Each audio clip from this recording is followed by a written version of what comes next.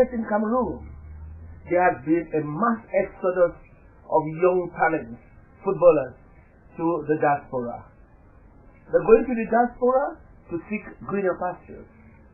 But then, many have ended up in frustration in the diaspora. Today, we are bringing a word of caution. You can go out for professional football, then what does it take to go out successfully to be a professional? We shall listen to the stories of a top player, Captain of Kumbo Strikers when they won the Cup of Cameroon, Captain of Fobu of Baham. His name, Sam Chair. Tell his story and with some advisory words for those of you young people who want to go out for professional football. Be careful. You see, like any human being, you always try for a better living. The conditions in Cameroon were not that good for a footballer to make ends meet or to take football as a profession. So I decided to go out in search of greener pastures, because there they have a proper setup. It's a professional milieu and you can make a living while playing football. So that's what motivated me to leave Cameroon for Europe. So which was your first stop? My first stop was in Hungary, in Budapest in 1998, January 1998. We left here on the 28th and on the 29th, but unfortunately we spent about a week at the airport. We were invited by Budapest, one professional team in Hungary. I was with late Chifu Celestine. We arrived there, unfortunately, you know, by then communication was not that advanced. So we had the invitation letter. They had to issue us a visa on arrival, and the team was on holidays. They went out for a course, for a training camp in another country. I think it was Bulgaria or Romania. So the immigration authorities, they told us that they cannot issue an entry visa into the country without the management of the team. They recognized the fact that the invitation was genuine, but they needed somebody to come, and the team, as they told us, was not on seat. The whole management of the team, they have traveled out of the country for pre-season or because they had a very harsh winter by then. So they were training elsewhere to prepare. So we got fed up, and since we had a round ticket, we had to come back to Cameroon. But when we came back, the team still contacted us through fax messages and stuff. But there, and I regretted even doing that journey, because as somebody young and excited and enthusiastic, I just wanted out, you know. I just wanted to go out and play professional football, but the conditions were not really appropriate for me to travel. First of all, the season ended in, I think, November. The season ended in November 1997. We were in camp with the national team preparing for the Nations Cup in Burkina Faso. I mean, home-based players.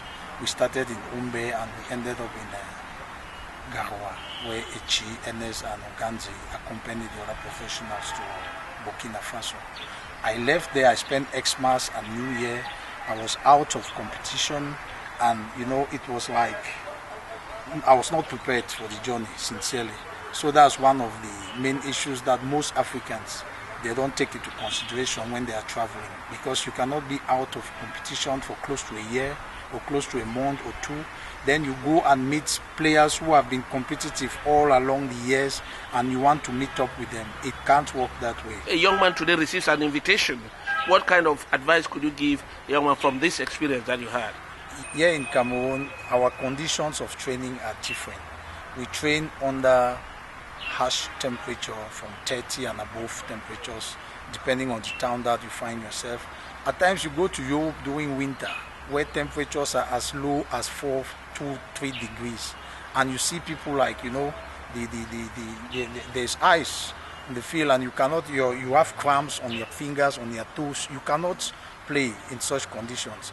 So the best advice I can give to my younger brothers who are today playing football is that you should know the timing. The timing should be perfect. if you go when the weather condition is not the best, believe me, even if you are a Samuel Eto'o, you won't make it. Your weather must rhyme with the climatic condition, must rhyme with your country. The second condition is that it must be a targeted kind of recruitment.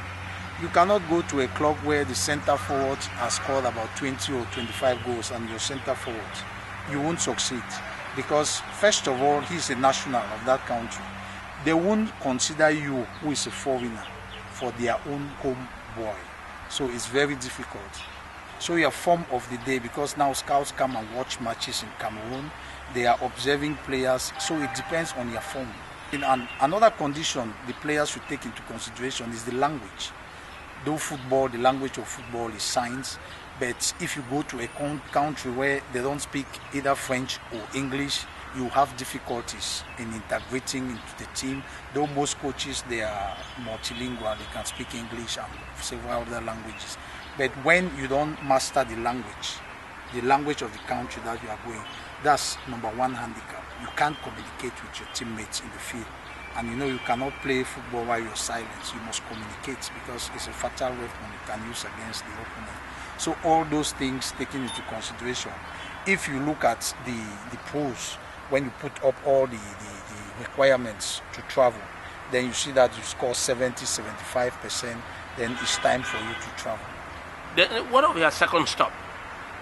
I went to Greece in 2001. When we won the Cup of Cameroon with the Fovo of Bar. I traveled to Greece. I went to Aris Salonika. By then, one Cameroonian was playing there at Palais. I traveled with my teammate Mbola, who is also of blessed memory, was center forward with Kumbo Strikers. But when we won the Cup of Cameroon with Kumbo, I came to Fovo and he left and went to Mount Cameroon. So it's still under Muzong Joseph Echike made us to travel to Greece. We met one agent. He's a former player with the Greek national team, Kofidis Savas. He played in 1994 World Cup in America. So we spent more than 3 months there, but there again we had problem with the timing, because we arrived Greece at the end of January, and the transfer windows closed in Europe on the 30th of January. So they had to keep us because they saw some qualities in us. We were lodged in a hotel for 2 months. They rented an apartment for us. We were training with the team. Salonika had a German coach. So we had problems to sign. And the coach met us one-on-one, and he told us the truth that he can use us for the next season. But for a player just to be training without competitive games, it will bring down our level, our intrinsic quality. So he advised that they will pay us a round ticket so that we'll come and finish our championships in Cameroon. Then at the end of the season, in June, July, August, we will come and join the team for pre-season training, then we'll integrate the team fully. My president, Mr. Kandem Jedone, was not happy with me that I traveled without informing him. That's one thing, at times when you are a top player of a club, you want to travel, it's normal that the president wants to keep you back. The president wants to keep you because he needs domestic victories and, silverware. It happened with me. He was angry, but he integrated me into the team and he said he will look for me a team. That's what he did, and I come to my tech travel in Bulgaria, Lokomotiv Plovdiv. That one all was set for the signing of a professional contract, except for a knee injury that I sustained. And when you start sustaining injuries, the Europeans, they become skeptical. They don't know if they are signing a player who will always be going to the infirmary for treatment or what.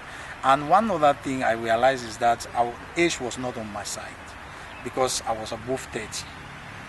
Though in Africa we usually we are below 30. Yeah, we usually make some tricks to reduce our ages. That's a fact.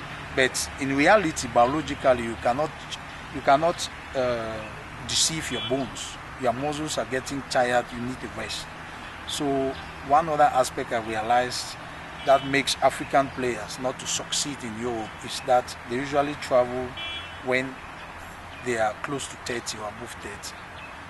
You know, when you are young, when you go for junior tournaments out of the country, when the scouts come meet you, introduce them to your president. And from there, when you go and you graduate from the junior level of teams in Europe, then you have more chances of integrating the senior team. But when you are coming from Africa to directly integrate the senior team, it becomes so difficult.